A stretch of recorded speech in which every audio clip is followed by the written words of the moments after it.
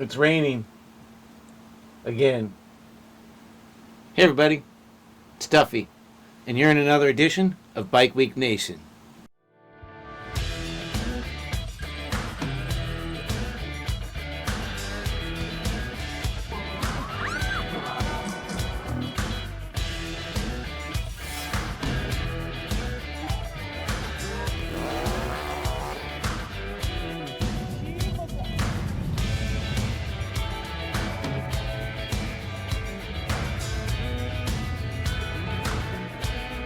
Excellent.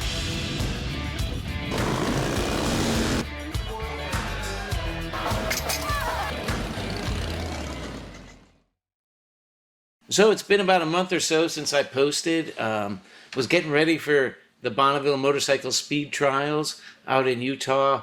The Bonneville Salt Flats are where all land speed records are taken. They've been racing out there for for years. It's a dried out lake bed that provides a great flat, very long surface. So last year racing was canceled because the surface was destroyed by flooding. And coincidentally, this year, 17 hours, I'm driving. I'm outside of Cleveland, Ohio, and I get a call from my buddy Jay Allen, and racing is canceled again because of flooding. So we decide to go to the Loring Timing Association, holds an event up in the very far north part of Maine. So we decided to change plans and head back home and go up to Loring. So we turn around, way home, stopped off at Niagara Falls. Pretty cool, great day. Go there for a day, check it out. A lot of water going over the falls. Take the Maidens of the Mist, nice take. Day trip, bang, get home. Hung out for a couple days. Then we drive up to Maine. It's about 7-hour drive from where I live in Massachusetts up to Maine. So it is really, really in the far northern part of Maine. And the Loring Air Force Base was created for B-52 bombers and other large strategic bombing aircraft to basically destroy the Soviet Union with nuclear weapons. So in order to do that, they had really long runway. It's 2.5-mile runway they have there, and it's about 100 yards wide. So in addition to being a great platform for launching mass destruction, it's also a great surface for land speed racing. So we get up there, and it's supposed to be a 3-day event. Their big event is in July, and they have a smaller event called the Harvest event. And coincidentally, it was happening at the same time. So I have an opportunity to still try and set a record, see how the motorcycle's running. So we get there, and it was a comedy of errors. It rained on Wednesday, headwinds on Thursday, but on Friday I got to do a couple runs, and I set a land speed record. And again, all that credit goes to Dan DeSorbo Motorsports. You can't do anything really worthwhile in life unless you have help from the people around you. So, you should help people and help them, because you're going to need them to help you someday. And so I could never, I set a record there. It was so much fun. And so could not have done it with the help of a lot of people. So I'll talk about that in future shows. But let's go just take a look at some of the racing.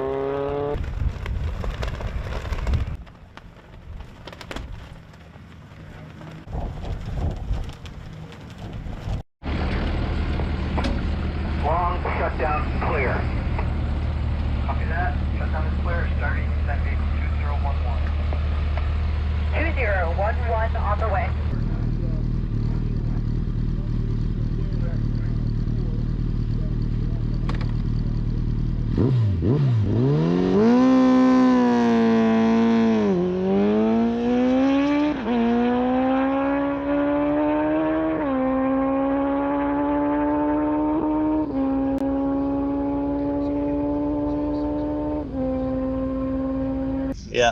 Top of the line to that. Awesome. What was your name? Peter. Peter? Forrest. Forrest, nice to meet Nice you, to man. meet you, Peter. Yeah. I'll have to come around the pit later and check it out. Yeah. Are you Yeah. with?